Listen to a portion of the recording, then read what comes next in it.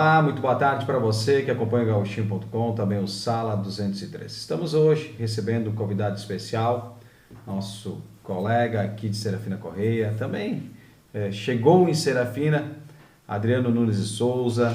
A gente vai conversar um pouquinho hoje. Mas antes de nós conversarmos, Adriano, a gente só vai para os nossos comerciais e a gente já volta em 2 minutinhos. Aí a gente vai conversar com o Adriano Nunes de Souza. Fique ligado no Gauchinho.com.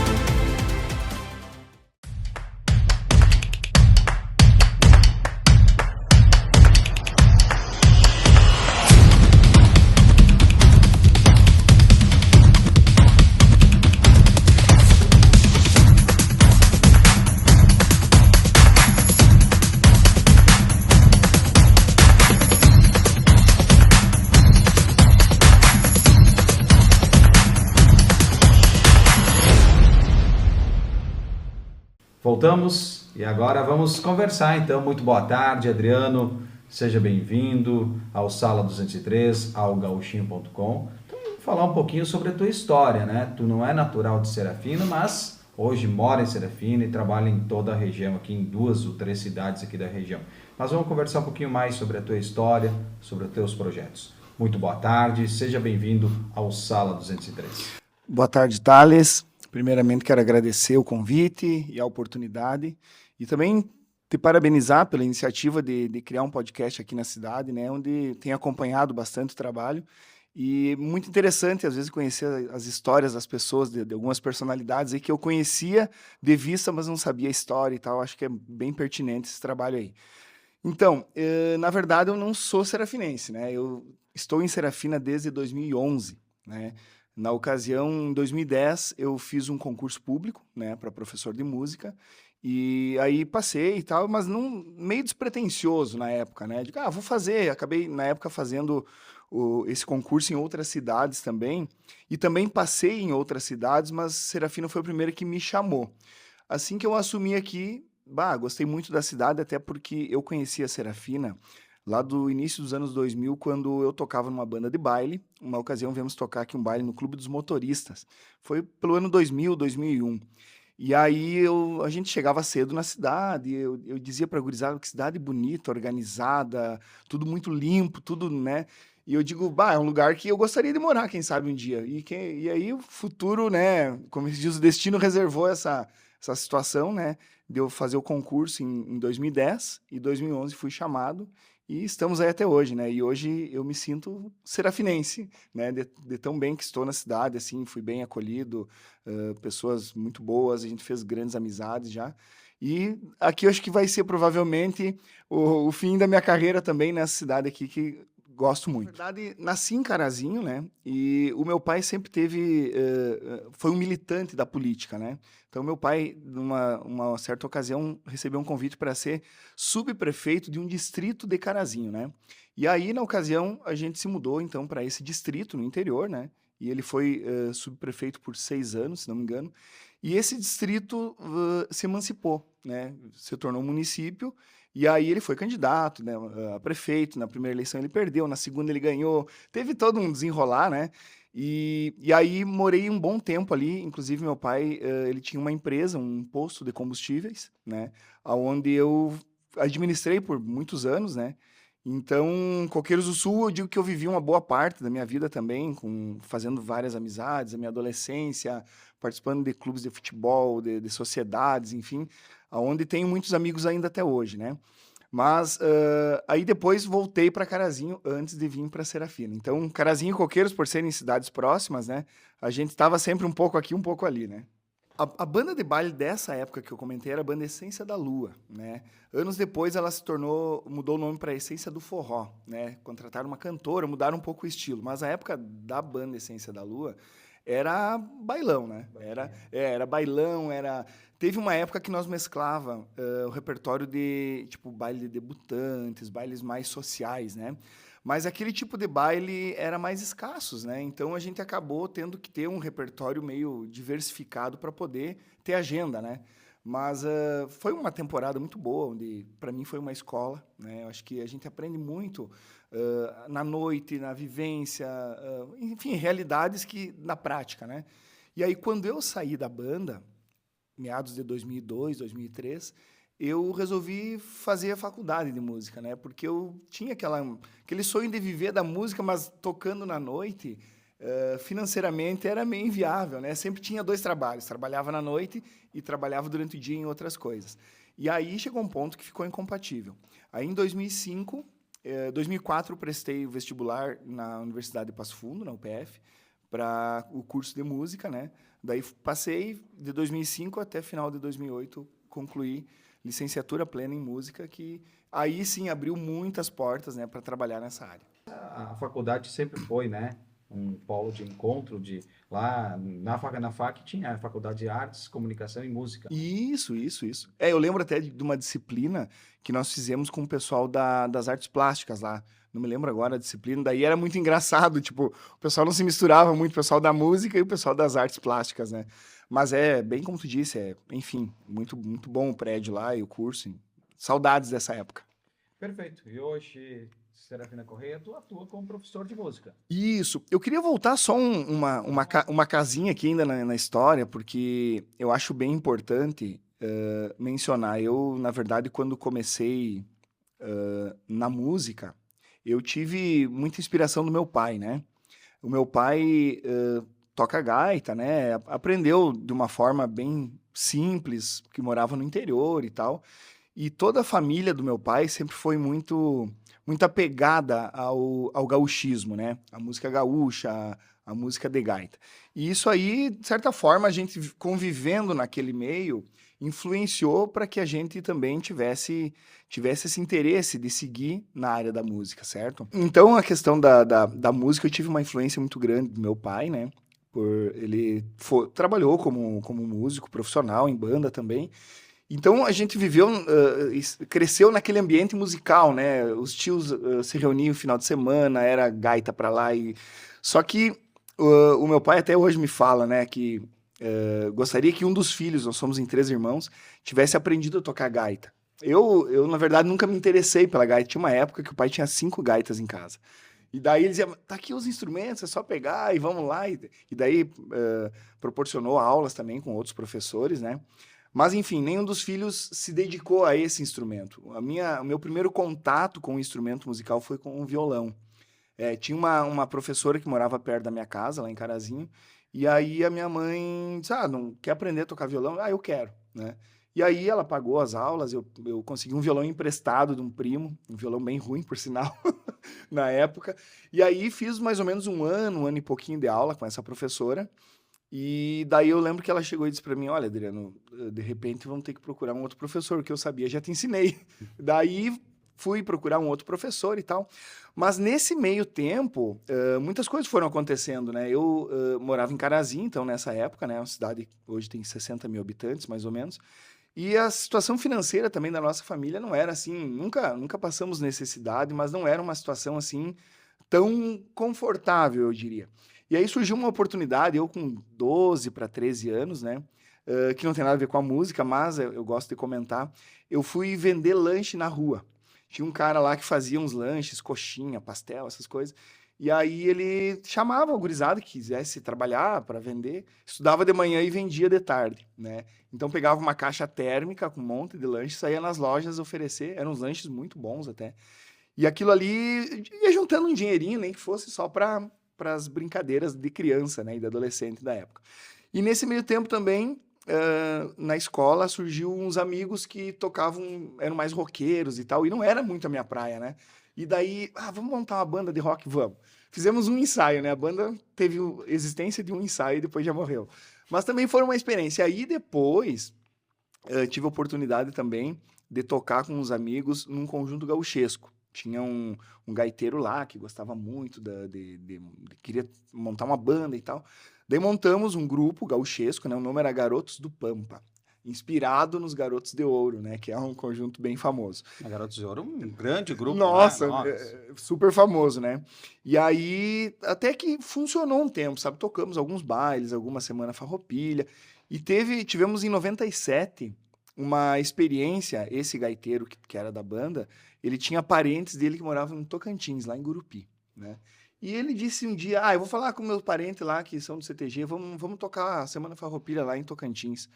Nós pensávamos, capaz, o cara tá louco, né? Nós saímos aqui de Carazinho, nós não tinha estrutura de ônibus, nada.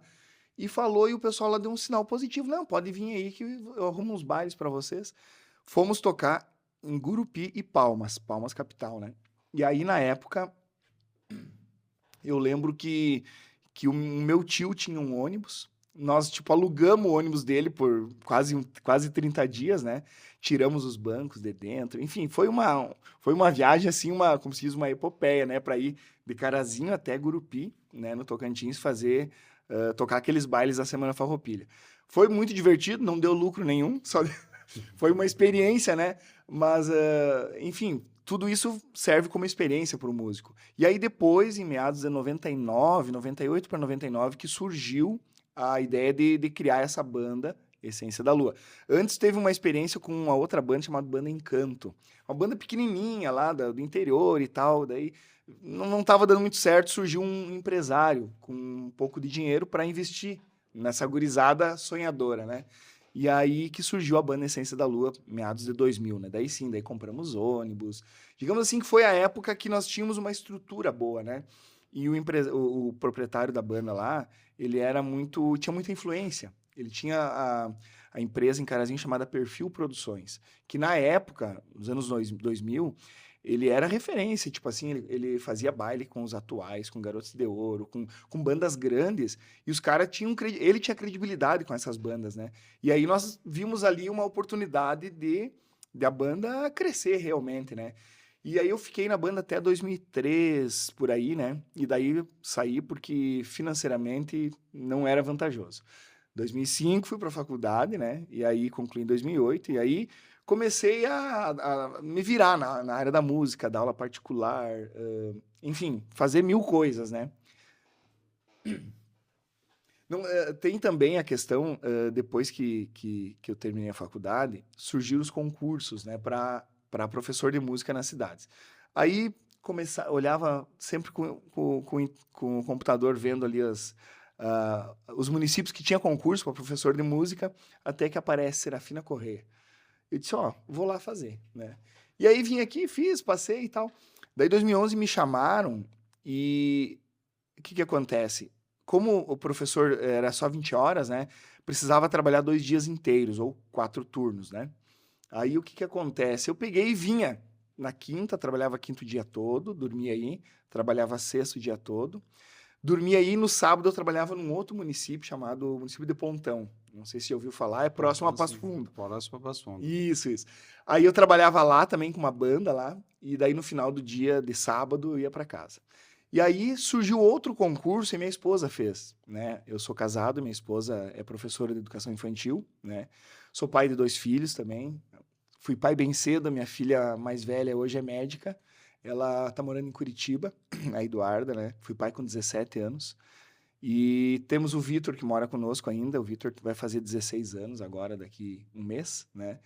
E aí as coisas se desenharam para vir morar aqui, né? Daí ela fez o concurso para prof de educação infantil, passou também em 2012, em junho de 2012, chamaram ela também. Daí a gente veio morar para cá, né? Porque daí não tinha por que eu ficar para lá e para cá, né? E aí as coisas foram se encaixando dessa forma, né, Thales? E aí, se encaixando, hoje tu reside em Serafina, trabalha em Serafina Correia, mas também em outras cidades, né? Isso. Então, assim, o que que acontece? Como tem carga horária disponível, eu nunca fui de me acomodar, né? De ficar, vou trabalhar só num lugar e o resto da carga horária eu vou ficar de folga. Fui atrás de outros trabalhos, né? Trabalhei muitos anos no município de Ilópolis, tá? Trabalhei desde 2013 até 2020, até ali na pandemia, mais ou menos. E em 2014 comecei a trabalhar também em Arvorezinha, né? Tudo na área da música, né?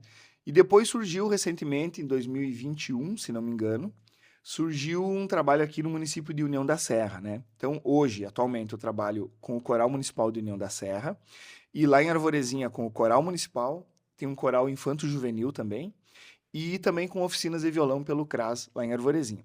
Aqui em Serafina, eu trabalho nas escolas, eu trabalho na escola agrícola, na escola Esterina Marubim e na escola Leonora, né? Aí em sala de aula, musicalização com as crianças, desde de educação infantil, né? E também trabalho com a banda municipal, né? Que para mim é o meu grande orgulho, minha grande satisfação, minha grande, enfim, eu digo realização até como profissional é a banda municipal de Serafina Correia, né? Por poder trabalhar com esse grupo ali, é um grupo muito bom. Temos também a orquestra, né? Que a orquestra se criou como um projeto municipal em 2017, mas aí houve a necessidade, com o passar do tempo, de desmembrar do município, porque trabalhávamos mais com músicos profissionais, né?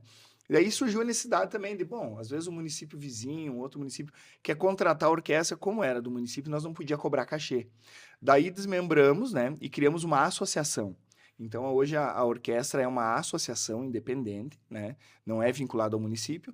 E aí, já quando alguém, uma empresa, um outro município quer nos contratar, a gente tem nota fiscal, presta o serviço e cobra o cachê, né? Porque é um trabalho, né? Eu sempre brinco, né, que algumas pessoas, às vezes, não entendem a música como um trabalho, mas é um trabalho como outro qualquer, né? Então, e deve ser reconhecido por isso, né? É, até porque hoje, né, tu vai comprar um equipamento na área da música, né, qualquer instrumento que seja, desde um simples microfone. Sim, sim. Hoje tu comprar um microfone bom Pá, é caro. é super caro. Eu sempre digo, às vezes as pessoas falam, ah, mas é só isso, às vezes até, né, mas é só fazer uma filmagem, é só cantar um pouquinho, tá, ok, tá, mas não é só teu, né, teu dom que tu vai levar, mas tu vai lá com o equipamento Pô, e estraga o equipamento, é. quem que paga?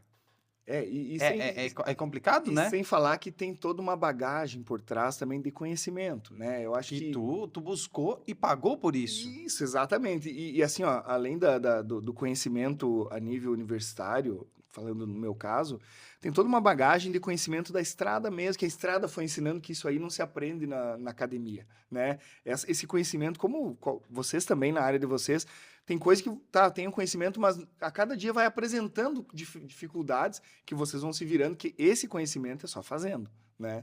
Que não tem uma receita de bolo, né? Que nos mostre como fazer.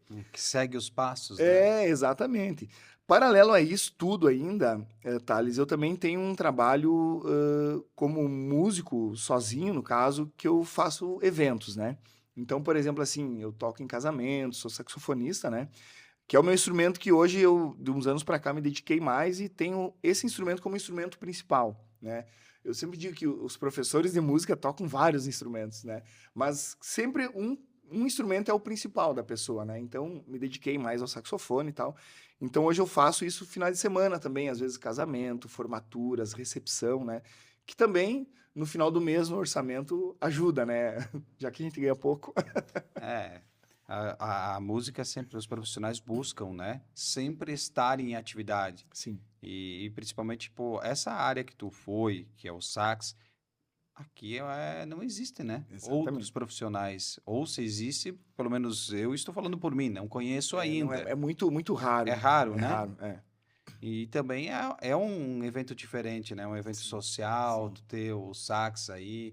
E como é que tu vê esse mercado, esse trabalho, né? Eu sei que tu participa, faz bastante, como mesmo tu próprio falaste há pouco. Mas como é que tu vê esse trabalho? Como é que as pessoas enxergam esse teu trabalho? Assim, Thales, é um trabalho que que acontece? Eu sempre faço, às vezes, um comparativo com a época que eu atuava como músico de baile, né? Então tem que pontuar muito. Como músico de baile, na minha época, estou falando lá do ano 2000 até 2003, mais ou menos. Não sei como que está hoje, mas eu tenho contato com alguns colegas que as coisas não mudaram muito. O que acontece? O músico de baile, por isso que essa galera, assim, ó, esse pessoal é muito sofrido, sabe? E pouco reconhecido. Eles tocam bastante, porque às vezes é 4 ou até 5 horas de baile. Na minha época tinha bailes até de 5 horas. Sabe o que é 5 horas em cima de um palco, né? E no final o cachê era muito baixo, né? Então, comparando com isso, hoje, por exemplo, quando eu vou tocar um evento, vai tocar uma cerimônia de casamento. Cara, é 1 hora. Entendeu? Então, claro, tem todo um preparativo, porque às vezes os noivos que escolhem as músicas, então são músicas específicas. Às vezes é música que tu nunca tocou, tu tem que pesquisar, tirar, ensaiar. Tem uma série de coisas que não é só chegar lá e fazer. Até teve um evento que uma formatura, que a menina, na véspera da formatura, pediu para o cerimonialista falar comigo, pedindo 3 músicas diferentes lá. Daí eu digo, olha, a gente combinou, tem um prazo para pedir essas músicas, mas das 3, 2 eu toquei no dia igual, né? Então, são coisas assim. Mas eu vejo hoje com bons olhos, sabe? É um mercado em expansão, essa parte dos eventos, né? Como tu disse, aqui na nossa região não tem muito, mas claro, se tu vai pegar Porto Alegre, as grandes cidades, tem bastante gente fazendo isso, né? Então eu vejo com bons olhos e é gratificante também, porque comparando com o músico de baile, é mais rentável e menos penoso, eu digo, no trabalho, né? Então, estou bem contente. Claro que eu não vivo exclusivamente dos eventos, né, Thales? Então, não, é uma coisa assim que hoje eu não conseguiria sobreviver financeiramente somente dos eventos. Então, tem que estar atacando em várias frentes, né? Mas é um trabalho muito gratificante e que eu agradeço também por poder estar fazendo isso. E tem uma boa aceitação também, né? As pessoas que me contratam, às vezes aqui na cidade mesmo, por exemplo, ali na pizzaria, na Porto de Lucena, seguidamente o Lua me chama para eventos bem especiais, digamos, né? Dia dos Namorados, algumas datas que são diferentes, né? Então, fico bem contente em poder trabalhar com isso também. Adriano, vamos falar um pouquinho, né, de quando tu começou e hoje. Como é que tu vê essa evolução da música? Por exemplo, hoje eu acho que facilitou um pouquinho com a internet mais ativa. Não que não existia ali nos anos 2000, mas não tinha tanto, eu acho, como tu pesquisar músicas, tirar música. Não sei como é que tu via, se tu escutava na rádio, como é que era no início e hoje. Quando tu começou a tocar, enfim, Sim. como é que era a informação em si, né? Sim. Isso aí eu digo assim, que hoje, cara, melhorou muito. Por exemplo, quando eu fazia aula de violão lá com 12 anos, 11, 12 anos, a professora nos passava as músicas com a cifra, muita coisa ela escrevia à mão, né? E tinha nas livrarias as revistinhas que tu comprava com algumas músicas. Por exemplo, músicas do, sei lá, Leandro e Leonardo. Daí vinha uma revistinha com 8, 10 canções cifradas, né, para você tocar no violão, enfim, o teclado. Só que tudo era, tu tinha que pagar, né? E aquilo ali era difícil. Falando de partituras também, era mais difícil ainda, era mais raro, porque pouca gente nas cidades pequenas conheciam a leitura de partituras, né? E então, tu não tinha... Hoje, por exemplo, se eu quero uma música, eu encontro muita coisa na internet, né? Tem sites especializados de partituras, tem sites que vendem partituras também. Claro que não tem tudo. De repente, tu quer uma música específica lá, que depois, claro, com todo o conhecimento que a gente vai adquirindo, tem músicas que eu tenho que ouvir e eu escrever no software, né? Hoje tem um software para escrever a partitura, né? Que na época lá nos anos 90 era tudo à mão. E talvez já existia software, mas nós não tínhamos acesso a isso, né? Nós não tínhamos essa acessibilidade que tem hoje, né? Então facilitou um monte. Por exemplo, às vezes tu ia pegar uma música na época que eu comecei lá, nós ligava para a rádio, por exemplo, queremos uma música lá dos Monarcas, aí ligava para a rádio para o cara rodar e nós gravava numa fita. E aí tem um problema, porque a fita, ela às vezes ficava um pouco pesada e ela dava uma diferença de tonalidade, porque não ficava com uma qualidade 100%. Era até engraçado, esses dias eu falando com um colega aí, que é um pouco mais velho que eu dizia como é que... Daí chegava no ensaio, né? Chegava no ensaio, baixista, baterista, guitarrista e tal. Cada um tirava a música num tom diferente, porque aquele pegou, a fita tava melhor, a outra tava ruim. Então era até engraçado. Aí dava uma discussão no ensaio até chegar num consenso qual era o tom da música, porque devido à fita ser ruim, o aparelho era ruim, era tudo ruim. Resumidamente, Era bem, né, comparando com hoje, se tu falar em fita, tem muitas pessoas que não vai nem saber o que que era uma fita. verdade, Aí verdade. vai ter que pesquisar no Google, na internet, né? Sim, sim, Vai lá na internet pesquisar o que era uma fita, porque sim. muitos não conhecem nem o CD, poucos conhecem o CD, né? Eu tenho em casa uma caixa com fitas e CDs, e aí entrou esse mercado dos CDs, opa, daí sim, daí já melhorou bastante, porque daí tu tinha pelo menos qualidade, né, uma qualidade muito boa. O disco também, o disco de vinil, sem dúvida, só que o disco de vinil, às vezes, mal cuidado, já riscava, enfim. E o CD, eu acho que foi, assim, uma coisa mais, meio que um consenso, tipo, não, vamos partir disso aqui, né? E durou anos, né, essa mídia, né? E hoje, por exemplo, qualquer música do universo que tu pensar é o Spotify, é o YouTube, são várias plataformas que têm isso, né? Gratuitamente, né? Que uma vez eu lembro de épocas que nós comprávamos CDs para tirar uma música daquele CD para te tocar nos bailes, por exemplo, né? E era caro, na época já era em torno de R$ 20 um CD, né? Então, lá em casa eu tenho uma caixa cheia de CDs, né? Que às vezes não tinha nada de bom, tinha uma música boa, né? E era assim a realidade, né, naquela época. Até quem é mais da antiga, não que eu seja da antiga, mas enfim, quando tu ia nos eventos, tinha o pessoal comercializando CD. Tu chegava Sim, lá, tinha sempre, chegava a banda lá, banda X, aí tinha alguém da banda vendendo CD. vendendo, E era exatamente. uma fonte de renda para as bandas, né? E Com gravar um certeza. CD era muito caro. Muito, muito. Não, se- Caríssimo, não caríssimo. sei se vocês chegaram a gravar um CD, uma fita, enfim. Sim, na verdade, a Essência da Lua, na época, nós tínhamos montado esse projeto de gravação, né? E aí eu lembro que estávamos até já trabalhando nas músicas, nos arranjos e tal, e eu acabei saindo da banda um pouco antes, por motivos de trabalho, com a questão do meu pai ter comprado o posto de gasolina lá, eles, ó, preciso de ti aqui, porque... E aí tive que optar por uma questão financeira, né? E aí eu lembro que eu saí, a banda gravou um ano e pouco depois. Chegaram a gravar 2 CDs na época, né? Só que aí vinha outro problema, tá? Gravar o CD era uma parte do processo. E aí, fazer esse CD chegar nos lugares, tocar na rádio, cara, sempre foi muito difícil, né? E banda pequena nunca. Era difícil de fazer com que aquilo ali se tornasse mesmo uma música que fosse rodar, porque qual era o mecanismo? A música da banda rodar para te aumentar o cachê do show depois, do baile, enfim, né? E isso sempre foi um grande problema. Teve bandas que eu lembro que às vezes conseguiam fazer uma música estourar, bah, e o cachê deles, tipo, já dobrava, entendeu? É ali que seria o faturamento bom, né? E como tu disse, era muito difícil. Hoje, para gravar um CD, a gente grava em casa, né? Hoje, um computador e um microfone, tu faz na tua casa mesmo, com uma qualidade, eu não vou dizer igual da época. Eu lembro que nós estivemos, lembrei agora, nos anos 2000, visitando os estúdios da Acit em Porto Alegre, que a Acit era referência, né? Era uma gravadora assim que eu vou dizer assim que 80% das bandas do Sul era selo da City. Só que na época, como nós éramos uma banda pequena, inexistente no cenário, né, a nível de estado, né, a nível de sul do Brasil, eles falaram o seguinte: olha, a gente grava o disco de vocês, só que não garantimos que nós vamos colocar o nosso selo. Ou seja, tu teria que. Porque daí eles alugavam o estúdio, né? Eles tinham um estúdio A e estúdio B, se não me engano.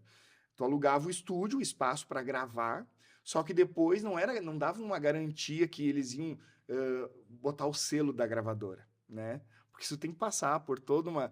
E daí eu sei que não gravamos lá, né? E aí passou um tempo e os guri gravaram num outro estúdio que eu não vou lembrar porque eu já não estava mais na banda, né? Então, era uma loucura, muito difícil, né? Era um tempo que já foi, né? Que passou com dificuldades muito grandes, principalmente para quem trabalhava em diversos setores, que hoje a vinda a expansão da informática, né? Da internet, enfim, dos meios de comunicação, mudou, Sim, né? sim. Porque a gente sabe, às vezes, para te conseguir hoje gravar um CD, claro, com a qualidade no estúdio, a gente não vai, né? Sim, É indiscutível. sim. Mas para uma banda pequena começar, hoje consegue montar um mini estúdio com Sim. uma qualidade boa Boa, é. e consegue entregar um produto muito bom. Com certeza, tá louco. Até hoje com a capacidade de fazer até em vídeo, né? Fazer um Isso, videoclipe, que foi, né? Diversas bandas fazem, né? sim. Alguns videoclipes para divulgar músicas e hoje a gente vê o crescimento muito grande das bandas, né? Eu até acho que o vídeo tá mais em evidência, porque uma vez não, tu só tinha o áudio, né? Agora não, tu já pensa num clipe ali. Tanto que as bandas, como a questão do CD morreu, digamos assim, né? Eu vejo bandas assim, tem um amigo meu, trompetista, que toca com a banda Os Atuais. E eles mesmos, eles estão lançando a cada pouco tempo, eles lançam uma música com um clipe. Entendeu? E uma vez não, uma vez eles preparavam um CD com 10, 12 músicas e tal, uma vez por ano. Agora eles estão a cada pouco tempo, vão preparando, lançam uma música por vez, né? E num formato de clipe, né? Que é o visual, não adianta. As pessoas. Hoje a questão da mídia tá no celular, tá em todos os lugares. Se consome mais música, porém de um formato diferente que era lá nos anos 2000, né? É isso, aos poucos, né? Vai diversificando, né, os meios de comunicação e também as probabilidades de divulgação, né? Com Não é certeza. mais uma vez o áudio. Hoje o vídeo era só TV, né? Sim, sim, sim. Hoje já mudou muito É, e cada vez o vídeo vai tendo mais espaço. com Mas, certeza. Adriano, eu gostaria de agradecer por estar aqui, né? A gente tentou várias vezes, mas nunca conseguimos fechar a agenda, porque eu sei que tu também é corrido, né? Sim, Difícil de sim. conseguir conciliar alguns dias, né? Em virtude de estar nas escolas, aqui em Serafina, União da Serra ou Arvorezinha, também os teus eventos. Mas eu gostaria de falar que o senhor deixasse aqui, Adriano, teu contato, né? Uhum. Quem quiser conhecer um pouquinho mais, tu tem rede social, se tem qual é, também teus contatos para quem quiser te contratar, conhecer um pouco do teu trabalho, também contratar para alguns eventos. Beleza, então. Então, mais uma vez também agradeço a oportunidade, né? Que bom poder ter uma conversa descontraída, né? Não é uma coisa. O meu contato, então, para quem tiver interesse, o meu celular é 54992080010. O meu Instagram, Adriano Souza Sax. Tem bastante vídeo e material do meu trabalho lá. Quem tiver interesse, né, dá uma olhada lá, nos segue na rede social, né, que a gente ficaria bem feliz. E estamos à disposição aí para qualquer coisa que precisar, né? Quero agradecer assim a oportunidade que Serafina me deu, né? Hoje pode parecer fácil fazendo uma linha do tempo do que aconteceu de 2011 até agora, mas muitas pessoas boas apareceram na minha vida aqui. Isso eu quero agradecer, né? Eu vou falar o nome de uma pessoa. Pode. Deveria falar o nome de várias, mas quando eu cheguei em Serafina, a secretária de Educação era a professora Ivete Socol. E ela foi a primeira pessoa que abriu as portas, assim, para mim, da oportunidade da banda e tal, e outras oportunidades que foram vindo depois. Depois dela, surgiram outras secretárias que tivemos muito contato e fomos muito bem tratados da mesma forma.